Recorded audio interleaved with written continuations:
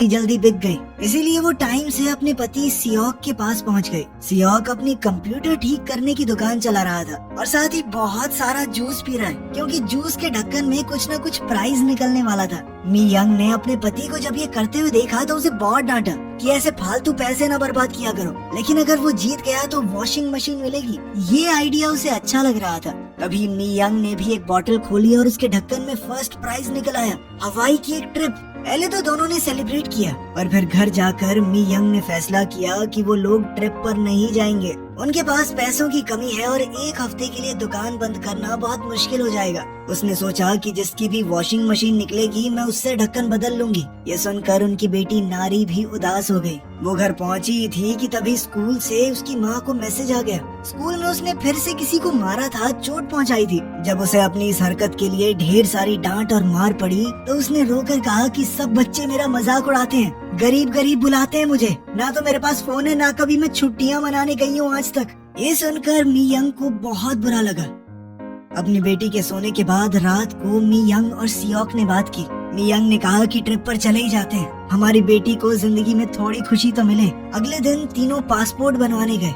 इस वक्त एक अजनबी औरत भी पासपोर्ट और टिकट लेकर तैयार खड़ी थी। वो एक कॉल का इंतजार कर रही है जो उसे जाने का ऑर्डर देगी। शहर के दूसरे हिस्से में चियोल संग को कॉल आया कि मैग्नोलिया 10 साल बाद आखिरकार दिख गई है और वो जल्द ही हवाई जाने वाली है। उसे जिंदा पकड़ने के ऑर्डर्स थे। अपनी ट्रिप पर जाते हुए मी यंग ने आखिरी पल तक काम किया ताकि वो थोड़े एक्स्ट्रा पैसे ले जा सके ट्रिप पर। वो लोग एयरपोर्ट भी लेट पहुंचे, पर किस्मत से गेट बंद होने से पहले एंट्री मिल गई। चियोल संग और वो अजनबी औरत जो अपना चेहरा छुपा रही थी और साथ ही एक खास एजेंट अपनी गैंग के साथ मैग्नोलिया को पकड़ने के लिए वहाँ मौजूद थे। तो बिजनेस क्लास सीट्स बच गई थी, तो स्टाफ ने मी यंग और नारी को फ्री में इकोनॉमी से बिजनेस क्लास का अपग्रेड दे दिया। बेचारे सियोक को इकोनॉमी में ही बैठना पड़ा। प्लेन में स्टुअर्ट ह्यून मिन भी है, जिसे लगता था कि सब पर नजर रखना और सबकी सुरक्षा का ध्यान रखना उसका काम है, उसकी ड्यूटी है। जैक नाम का एक पॉलिटिशियन भी वहाँ मौजूद है। वहाँ एक आदमी था जिसे टेक ऑफ से बहुत ज्यादा डर लगता था।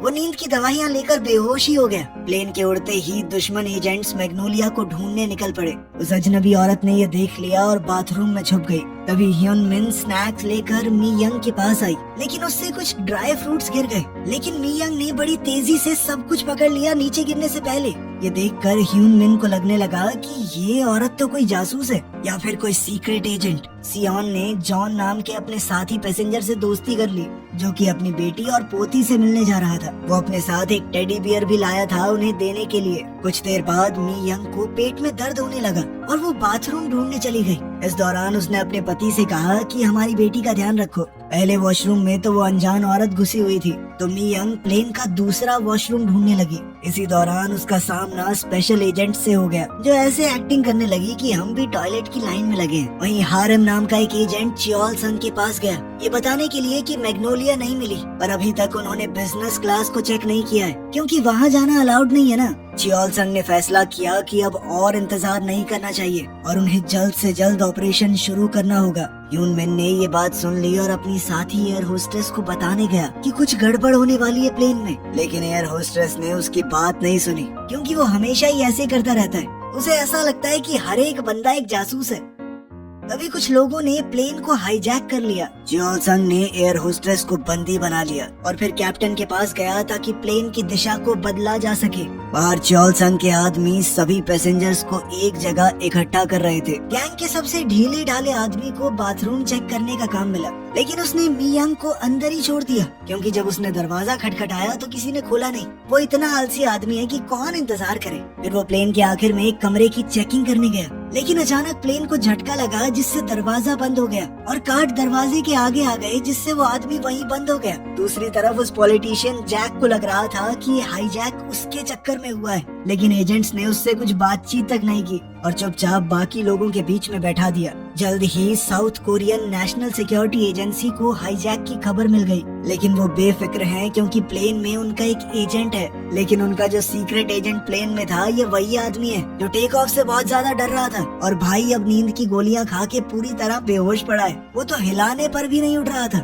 हाईजैकर्स ने उसे भी घसीट कर बाकी पैसेंजर्स के साथ बैठा दिया, जैसे वो कोई गुड़िया हो। चियोल संग ने लोगों के बीच में उस अनजान औरत को देखा तो उसे कहा कि अपने चेहरे से नकाब हटाओ, लेकिन वो औरत भी मैग्नोलिया नहीं निकली। दरअसल ये औरत एक फेमस एक्ट्रेस है जो बिना किसी का ध्यान खींचे ट्रैवल करना चाहती थी। अब तक नेशनल सिक्योरिटी एजेंसी ने हिसाब लगा लिया था कि हाईजैक का असली कारण मैग्नोलिया ही है। मैग्नोलिया नॉर्थ कोरिया से भागकर साउथ में आ गई थी। वो अब एक चाइनीज औरत का भेष बनाकर वहाँ रह रही थी। तब से उनकी नजर है उसके ऊपर, लेकिन उन्हें ये नहीं पता था कि मैग्नोलिया ने प्लास्टिक सर्जरी भी करवा ली है। और गजब बात तो ये है कि मैग्नोलिया का नया नाम मी यंग है। तभी एक एजेंट ने बाथरूम में मी यंग की आवाज सुन ली और उसे पकड़ने की कोशिश की, लेकिन इस खतरनाक सिचुएशन में मी यंग की ट्रेनिंग जाग गई। उसने फटाक से उस एजेंट को गिराकर बेहोश कर दिया। चियोल संग ने स्पीकर पर अनाउंसमेंट की कि मैग्नोलिया जहाँ भी हो सबके सामने आ जाए। जैसे ही मी यंग ने आवाज सुनी तो उसे अपनी पुरानी कहानी याद आ गई। पिछले 10 सालों में कैसे उसने अपनी जिंदगी को बदला है, कैसे वो भागी, कैसे एक नई जिंदगी की शुरुआत की, कैसे परिवार बनाया। वो अपने परिवार को किसी भी हाल में खोना नहीं चाहती, तो उसने फैसला किया कि वो लड़ेगी। वो भी प्लान बना ही रही थी कि कैसे एंट्री मारनी है कि तभी सियोक भी नारी को अपने साथ बैठे पैसेंजर जॉन के हवाले करके वहाँ से निकल गया। उसे अपनी पत्नी की चिंता हो रही थी। वहीं एजेंट सबका फोन छीन रहे थे। तभी सियोक को एक लैपटॉप पड़ा मिला। उसने वो उठाया और उसे लेकर नीचे सर्वर रूम में चला गया। वहाँ उसने कंप्यूटर को सिस्टम से कनेक्ट किया और प्लेन को कंट्रोल करने के लिए सिस्टम हैक करने लगा। उधर एक आदमी ह्यून मिन को स्टीवर्ड एरिया में ले गया और उसे जल्दी से पैसेंजर लिस्ट दिखाने को कहा। तभी ह्यून मिन ने देखा कि मी यंग ऊपर छत पे छुपी हुई है, तो उसने जानबूझकर लिस्ट ढूंढने में ज्यादा टाइम लगाया ताकि मी यंग को हमला करने का मौका मिल जाए। अचानक मी यंग एक एजेंट पर कूद पड़ी और उसे बेहोश कर दिया। फिर उसने एक एयर होस्टेस की ड्रेस पहनी और ह्यून मिन की स्मार्ट वॉच ले ली। मी यंग अब प्लेन के इकोनॉमी सेक्शन में पहुंची, जो कि पूरी तरह खाली है। वहाँ सिर्फ एक एजेंट था जिसे खत्म करना उसके लिए बड़ी बात नहीं थी। मौका देखकर बड़ी चालाकी से मी यंग ने उसकी बंदूक छीन ली। फिर उससे लड़ते हुए कोल्ड ड्रिंक के कैन को लात मार के उसके गोटे फोड़े और आखिर में दूसरा कैन सर पे मार के उसे बेहोश कर दिया। अब मी यंग उस सेक्शन में पहुंची जहां सभी पैसेंजर्स थे। उसकी बेटी भी उसी जगह पर है, इसीलिए उससे अपना चेहरा छुपाने के लिए उसने एक आदमी का सन वाइजर लिया और अपने चेहरे पर रख लिया। फिर उसने बड़ी सफाई से वहां मौजूद गार्ड को पीट दिया। ह्यून मिन सर्वर रूम में पहुंच गया और उसने देखा कि Seok Huang national security service को इस सब के बारे में मैसेज भेज रहा है। ह्यून मिन को लगा कि ये आदमी भी उन्हीं गुंडों में से एक है और उसने पीछे से सियोक को पकड़ने की कोशिश की, पर तभी पता चला कि सियोक भी एक सीक्रेट एजेंट है। इसीलिए उसने बड़ी आसानी से ह्यून मिन का अटैक रोक दिया। वो इस वक्त गुस्सा था क्योंकि ऊपर वाले ऑफिसर्स नहीं चाहते कि वो इस काम में पड़े, क्योंकि अब वो रिटायर हो चुका है। तब ह्यून मिन ने कहा कि आप चिंता मत करो, हमारी तरफ से भी एक एजेंट लड़ रही है। और उसने अपना फोन निकाल कर अपनी स्मार्ट वॉच को फोन किया। इस सब में ह्यून मिन को बहुत मजा आ रहा था। वो जासूसों का बहुत बड़ा फैन था। उसकी ऐप में उसने सेटिंग छेड़ रखी थी, जिस वजह से आवाज बदल गई। इससे सियोक और मी यंग एक दूसरे को पहचान नहीं पाए जब वो फोन पर बात कर रहे थे। बातें ज्यादा देर तक नहीं चली, क्योंकि जैसे ही सियोक ज्ञान फैलने लगा कि देखो ऐसा करना, ठीक है, मी यंग ने तुरंत फोन काट दिया। इसके बाद सियोक ने प्लेन के कंट्रोल्स को हाईजैक कर लिया। प्लेन को ऑटो पायलट पर डालकर डेस्टिनेशन फिक्स कर दी। इसी बीच ह्यून मिन पीछे वाले कमरे तक पहुंच गया। उसने वहां पर इलेक्ट्रिक टेजर ढूंढ लिए। साथ ही उसने उस आदमी को भी देखा जो पहले खुद को लॉक करके सो गया था। उधर कॉकपिट में चियोल संग ने कैप्टन को गन पॉइंट पर रखा हुआ था। जब उसने प्लेन की डायरेक्शन को खुद ब खुद चेंज होते हुए देखा तो उसने सिक्योरिटी कैमरास चेक किए।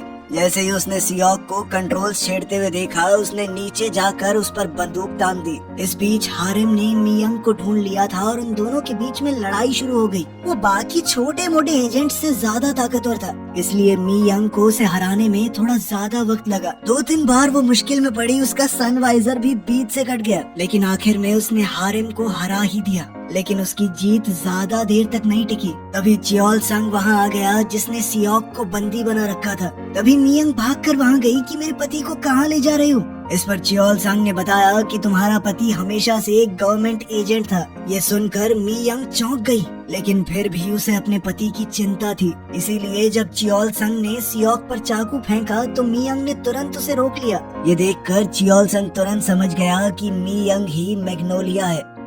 इसके बाद चियोल संग ने मी यंग और उसके पति दोनों को बांध दिया और उन्हें पकड़कर एक कमरे में बंद करने के लिए ले जाने लगा, जिसका मतलब था कि उन्हें पैसेंजर एरिया से होकर जाना होगा। वहाँ नारी अपने पापा मम्मी को देखते ही रो पड़ी। जॉन ने उसका ध्यान भटकाने के लिए उसे टेडी बियर दे दिया। च्योल संग ने ये देख लिया और नारी के पास गया, क्योंकि उसे लग रहा था कि इसे बंदी बनाकर फायदा होगा। लेकिन नारी ने भी झूठ कह दिया कि वो जो औरत नहीं थी जिसने मास्क पहना था, वो मेरी मम्मी है। ये सुनते ही लोगों में हल्ला मच गया, क्योंकि एक्ट्रेस ने कभी बताया नहीं कि उसका कोई बच्चा है। हीरोइन ने एक बार के लिए तो कहा नहीं नहीं, ये लड़की झूठ बोल रही है। लेकिन जब नारी उसके पास आई और उसे कान में कहा कि मेरी मदद करो, तो वो हीरोइन मान गई कि नहीं नहीं, ये सच है, मेरी बेटी है, मुझे दुनिया को बताना नहीं था।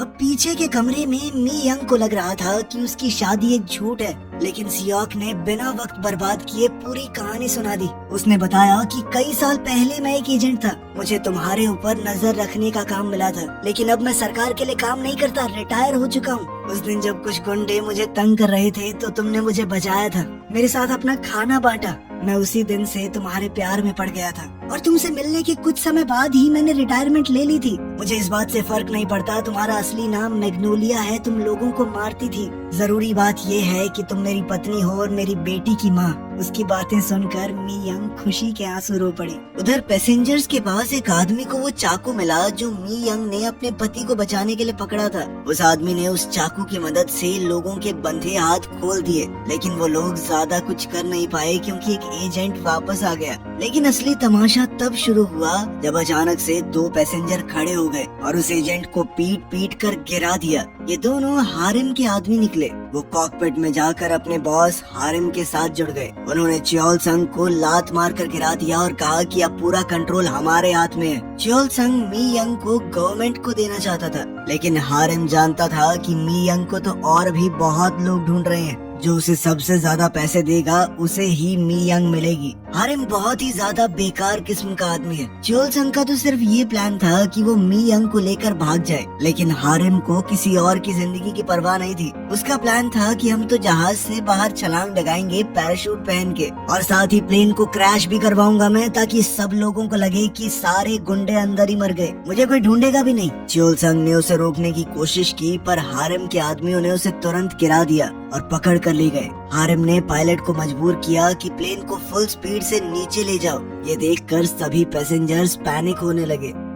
च्योल संग को पीछे के कमरे में ले जाया गया जहां मी यंग और सियोक को बांधा गया था। मी यंग ने मौका देखकर च्योल संग से पूछा कि तुम क्या चाहते हो। इस पर च्योल संग ने अपना मिशन बता दिया। दरअसल नॉर्थ कोरिया की सरकार चाहती है कि वो मी यंग को वापस ले आए, क्योंकि एक ग्रुप है जो कि मी यंग के पिता के बनाए हुए न्यूक्लियर वेपन्स वाली तिजोरी खोलना चाहता है। वो तिजोरी सिर्फ और सिर्फ मी यंग की आंख से खुल सकती है। मी यंग को उस पर यकीन नहीं हुआ, क्योंकि 10 साल पहले च्योल संग ने भी उस पर गोली चलाने की कोशिश की थी, लेकिन च्योल संग ने कहा यह सब झूठ है, गोली तुमने चलाई थी मेरे ऊपर, मैं तब भी तुम्हारी ही तरफ था, तुम्हें ही बचाने आ रहा था मैं। उनकी बातचीत यहीं रुक गई जब ह्यून मिन सीलिंग शाफ्ट से नीचे कूदकर कमरे में आया। उसने सबको आजाद कर दिया और फिर सब अपना अपना काम करने वापस गए। सियोक जल्दी से सर्वर रूम में भाग गया ताकि ऑटो पायलट को वापस से कंट्रोल करके प्लेन को गिरने से रोक सके। ह्यून मिन ने प्लेन की सारी लाइट्स बंद कर दी। अब मौका देखकर मी यंग और च्योल संग पैसेंजर एरिया में गए ताकि हारिम के लोगों से लड़ सके। जल्द ही उनके बीच जबरदस्त लड़ाई छिड़ गई। कभी एक जीतने लगता तो कभी दूसरा। जब भी वो गुंडे जीतने लगते तो पैसेंजर्स मी यंग और च्योल संग की मदद कर देते। किसी ने उन्हें बॉटल से मारा, किसी ने सीट का हिस्सा उठाकर। सब लोगों की मदद से मी यंग और च्योल संग ने हारिम के आदमियों को हरा दिया और जल्द ही हारिम को भी पकड़ लिया। लेकिन परेशानी अभी खत्म नहीं हुई थी। सियोक के साथ बैठा वो पैसेंजर जॉन, जिसने नारी को टेडी बियर दिया था, उसने अचानक से नारी को बंदी बना लिया और अगले ही पल च्योल संग को गोली मार दी। अब उसने बताया कि वही वो आदमी है जिसने मी यंग के पिता को मारा था, और अगर मी यंग उसके साथ नहीं आई तो वो नारी को भी मार देगा। सियोक ने मौका देखकर टेजर से जॉन को मारने की कोशिश की, लेकिन टेजर ने काम नहीं किया, जिसके बाद जॉन ने उसे भी गोली मार दी। इसके बाद जॉन ने बताया कि इस टेडी बियर के अंदर बम है, अगर किसी ने चालाकी करने की कोशिश की ना, एक बटन दबाऊंगा, लड़की भी उड़ेगी और हम सब भी। मी यंग के पास अब कोई रास्ता तो बचा नहीं था, इसीलिए उसने जॉन की बात मान ली। उसने नारी को गले लगा के अलविदा कहा और पैराशूट पहन लिया। जॉन ने प्लेन का दरवाजा खोला, पर मी यंग ने नारी को एक सिग्नल दिया। उसने गले लगते हुए नारी के कान में कुछ कहा था। सिग्नल मिलते ही नारी ने वो टेडी बियर अपनी माँ की तरफ फेंका। मियंग जानती थी कि ये लालची आदमी उसे नहीं मारेगा, क्योंकि उसी की आंख से वो तिजोरी खुल सकती है। उसने जल्दी से टेडी बियर बाहर फेंका और साथ ही जॉन को भी धक्का दे दिया। वो टेडी बियर हवा में फटा और जॉन उसके ब्लास्ट का शिकार हो गया।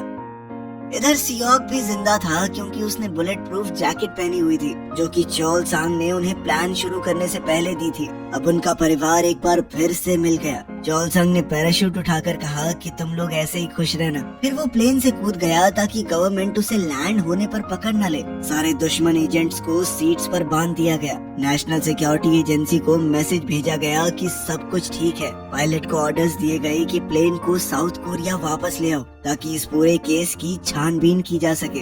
लेकिन सियोक अपनी बेटी की छुट्टियां खराब नहीं करने वाला था। उसने कहा कि हमने पैसे दिए ना, एक बार हमें छोड़ दो, उसके बाद प्लेन को लेके जितनी छानबीन करनी है कर लेना। इस पर जैक नाम के उस पॉलिटिशियन ने अपनी नेतागिरी शुरू कर दी। उसने कहा कि ऐसे नहीं चलेगा, जैसा सिक्योरिटी एजेंसी कह रही है वैसा ही होगा। लेकिन तभी ह्यून मिन को नीचे पड़ा हुआ वो टेजर मिला। ह्यून मिन के दिमाग में पता नहीं क्या आया और उसने नेताजी को बेहोश कर दिया। अब प्लेन पर मौजूद उस हीरोइन ने भी सबको याद दिलाया कि अगर मी यंग नहीं होती तो सब लोग मारे जाते। कैप्टन ने भी उनकी बात मान ली और मी यंग की इच्छा पूरी करने के लिए प्लेन को हवाई की तरफ मोड़ दिया। गवर्नमेंट को कह दिया गया कि हवाई पास है, हमारे पास फ्यूल थोड़ा कम है। हवाई पहुंचने के बाद परिवार बीच पर मजे करने लगा। सियोक ने मी यंग को एक अंगूठी दी ताकि वो दोबारा शादी कर सके। उसने ये भी बताया कि वो पिछले 10 साल से पैसे जोड़ रहा है और जो मैं वो लॉटरी वाला ढक्कन लेके आया था ना, वो मैंने ही नकली बनाया था ताकि हम घूमने आ जाएं। ये सुनते ही मी यंग गुस्से में उसके पीछे दौड़ी कि इतने पैसे खर्च क्यों कर दिए कुत्ते।